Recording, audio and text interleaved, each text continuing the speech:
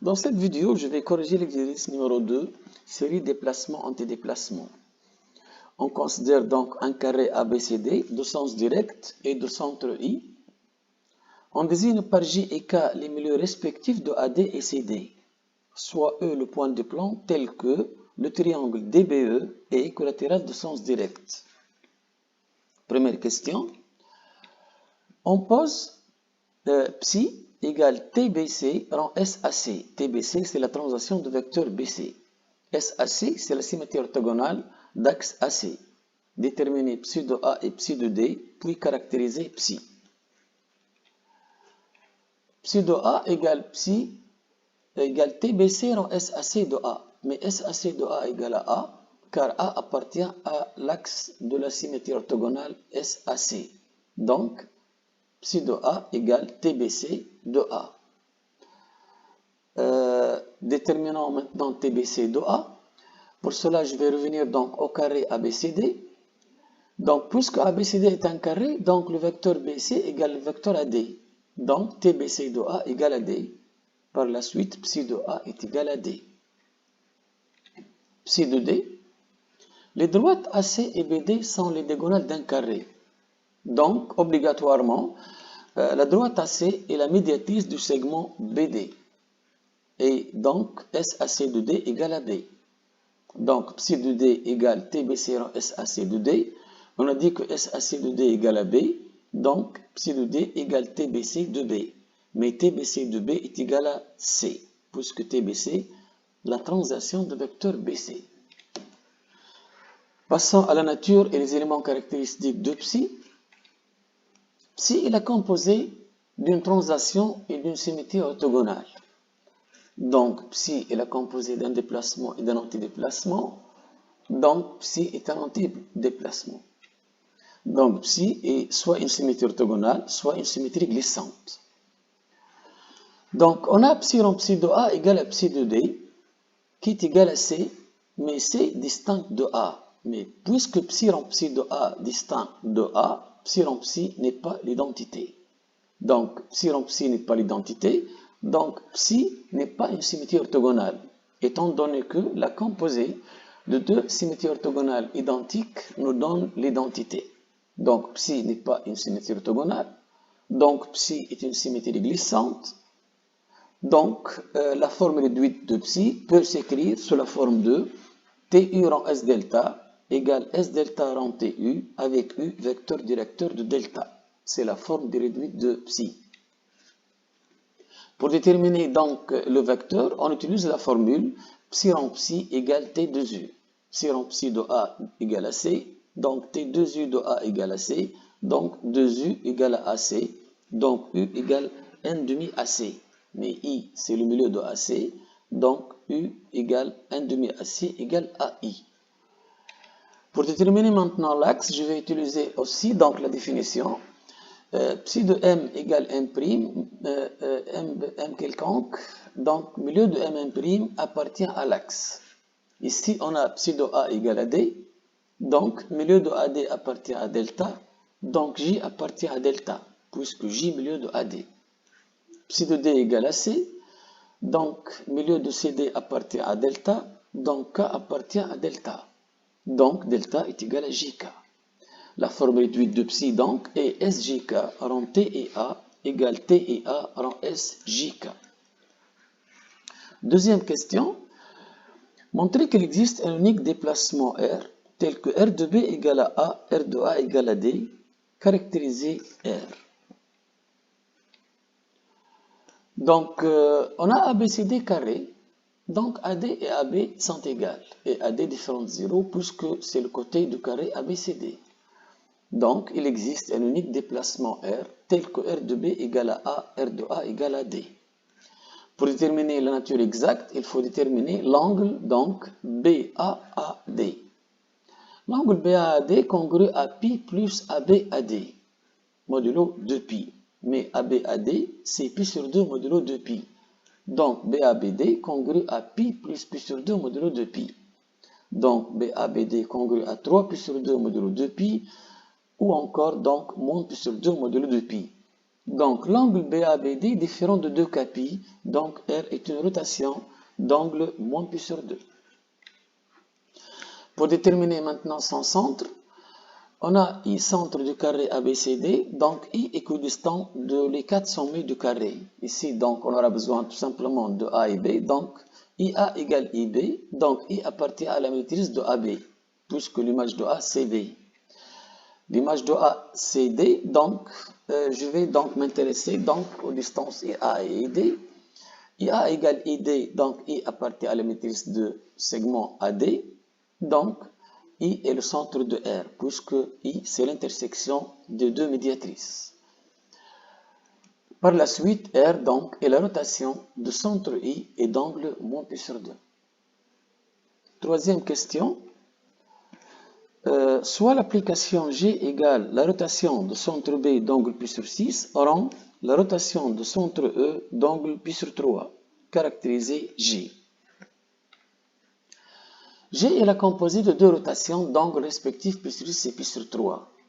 Donc G est la rotation d'angle pi sur 2. Pi sur 6 plus pi sur 3, c'est pi sur 2. Donc, pour déterminer donc maintenant son centre, le triangle DBE est équilatéral de sens direct. Donc, je peux déterminer donc l'image de D, donc, puisque ED égale EB et EB pi sur 3. Donc, l'image par la rotation de centre E d'angle pi sur 3 de D est B. Donc, revenons à G de D. G de D égale donc R B pi sur 6 rend RE pi sur 3 de D, qui est égal à R de B. RB pi sur 6 de B est égal à B, car B, centre de cette rotation. On a aussi CDB, triangle rectangle isocèle, en C et de sens direct. Donc, CD égale CB. Donc, CD, CB, pi sur 2 modulo 2 pi. Donc, la rotation de centre C d'angle pi sur 2 transforme D en B. Et nous, on a donc G de D égale à B et l'angle c'est pi sur 2. D'où G est la rotation de centre C et d'angle pi sur 2. Quatrième question. F égale RI pi sur 2. La rotation de centre I d'angle pi sur 2. On pose T égale G rend F moins 1. Déterminer T de A puis caractériser T. F est la rotation de centre I d'angle pi sur 2, donc F égale à R moins 1, puisque R c'est la rotation de centre I d'angle moins pi sur 2. Donc F, T égale G rend F moins 1, donc R égale C, plutôt égale R, C pi sur 2 rend RI moins pi sur 2. G c'est la rotation de C, de centre C d'angle pi sur 2, R la rotation de centre I d'angle moins pi sur 2.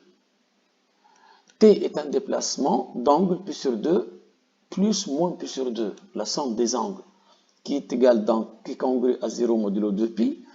Alors T est une translation ou l'identité, puisque l'angle est 2 capi. T de A égale G rend R de A, donc qui est égal à G de D, donc, mais G de D est égal à B, donc T égale T à B. Donc, T est la translation de vecteur AB. Cinquième question. M1 donc égale F de M, M2 égale G de M, où M est un point quelconque du plan. Petit a, la nature du quadrilatère AB M2 M1. On a M1 égale F de M, et qui va dire que M2 égale F moins 1 de M1. Donc, M2 égale, or M2 égale G de M, je vais remplacer M par F moins 1 de M1. Donc, M2 devient G de F moins 1 de M1. Donc, équivaut plutôt à M2 égale G rend F moins 1 de M1, équivaut à dire que M2 égale T de M1, puisque G rend F moins 1 est égal à T. Mais T, c'est la transition de vecteur AB. Donc, M1, M2 égale AB. Donc, le quadrilatère AB, M2, M1 est un parallélogramme. B. Montrer qu'il existe un seul antidéplacement phi, tel que phi de A égale M1, phi de D égale M2. Pour cela, je dois démontrer que AD égale M1, M2, et bien sûr AD différent de 0, puisque côté d'un carré. On a AB, M2, M1 est un parallélogramme. Donc M1, M2 égale AB. Les vecteurs M1, M2 et AB sont égaux. Donc, les distances M1, M2 et AB sont égales. Mais ABCD est un carré, donc AB égale AD. Donc finalement, M1, M2 égale AD. Donc, j'ai l'égalité M1, M2 égale AD, et AD différent de 0. Donc, il existe un unique déplacement phi, tel que phi de A égale M1, phi de D égale M2. C, comparaison de phi et D T à M1 rend S à I. Pour cela, je vais utiliser le principe de coïncidence. T à M1 rend S à I est la composée d'une translation et d'une symétrie orthogonale. Donc, c'est la composée d'un déplacement et d'un antidéplacement. Donc, c'est un antidéplacement. T à M1 rend S à I est un antidéplacement. Donc, puisque je peux déterminer là donc, les images donc, des points A, commençons par A plutôt, T à M1 rend S à I de A égale T à M1 de A qui est égal à M1 qui est égal à phi de A. La première coïncidence. La première coïncidence, c'est au point A. T à M1 rend S à I de D égale T à M1 de B, vecteur, transition de vecteur à M1 de B, qui est égal à M2, car A, B, M2, M1, parallélogramme, qui est égal à phi de D, d'où la deuxième coïncidence au point D. T à M1 rend S à I et phi, deux antidéplacements qui coïncident en deux points distincts, alors phi égale T à M1 rend S à I. Nature et éléments caractéristiques de phi dans chacun des cas. Un premier cas, M appartient à la droite BD. Un deuxième cas, M est sur la droite parallèle à AC passant par D. Commençons par le premier cas, M appartient à BD. On sait que f de m égale m1. Donc im, im1 congrue à pi sur 2 modulo 2pi. Donc les droites im et im1 sont perpendiculaires. Or m appartient à BD, I appartient à BD, donc BD perpendiculaire à AC, donc IM est perpendiculaire à AC, puisque IM et BD sont confondus. IM donc perpendiculaire à AC, donc IM1 est parallèle à AC. Deux droites perpendiculaires à une même droite sont parallèles. Les droites donc IM1 et AC sont parallèles, mais connaissant I appartient à AC, donc M1 appartient à AC, et finalement donc les deux droites sont confondues, et les points I, A, M1 et C sont sur la même droite AC. Donc AM1 est un vecteur directeur de AI.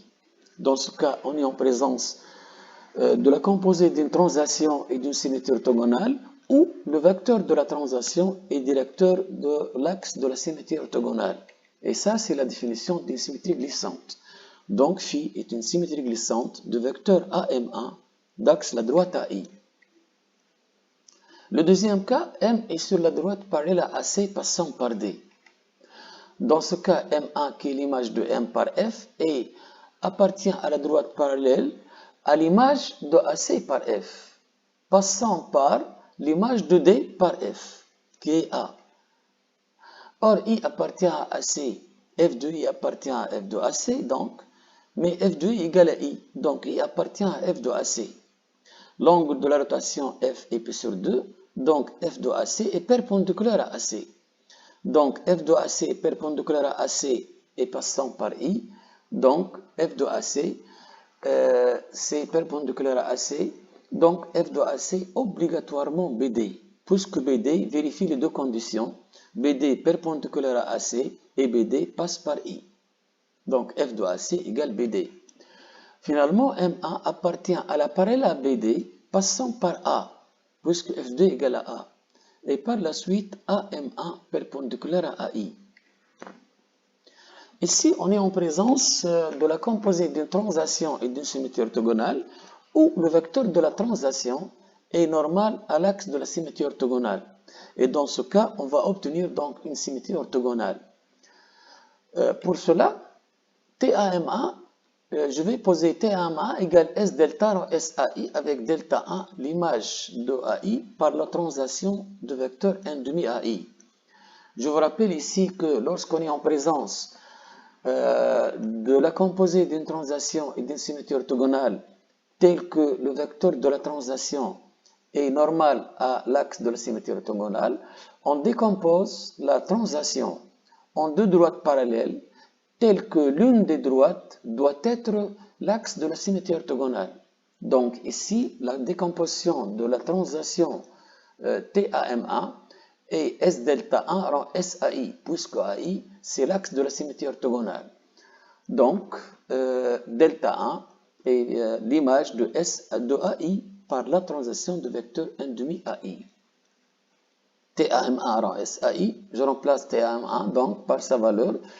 TAMA, on a dit que c'est S delta rond SAI, donc TAMA rond SAI égale S delta 1 rond SAI qui est égal à S delta 1 car SAI rond SAI égale l'identité.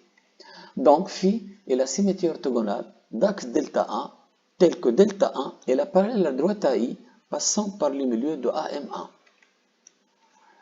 Sixième question. Soit delta une droite variable passant par A est distinct de A et C. On désigne par B', D' les projetés orthogonaux respectifs de B et D sur delta. Petit a, soit delta' la parallèle, la droite perpendiculaire plutôt à delta passant par D. Déterminer les images par F de delta' et delta. Delta' passe par D, donc F de delta' passe par F de D, qui est égal à A. Mais on sait que F de delta' perpendiculaire à delta', la droite qui vérifie ces deux conditions, donc delta, puisque delta passe par A est perpendiculaire à delta'.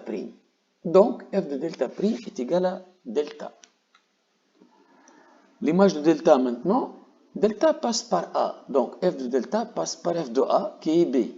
Donc, et puisque F de delta perpendiculaire à delta, la droite qui vérifie les deux conditions perpendiculaires à F de delta et passe par B, c'est la droite BB'. Donc, F de delta est égal à BB'. La propriété F conserve le contact, donc on aura B' égale delta inter delta'. Donc, F de D' est égal à F de delta inter F de delta'. Donc, F de D' égale BB' inter delta. Puisque F de delta égale BB', F de delta' égale delta. Donc, F de D' égale à B'. B, la question B, montrer que le cercle de diamètre D'B' passe par un point fixe. On a, dans la question A, on a démontré que F de D' égale B'. Donc, IB' égale ID' et ID', l'angle ID', IB' congrue à π/2 modulo 2π. Donc, le triangle ID', B' est rectangle en I. Donc, le cercle de diamètre B', D' passe par le point fixe I.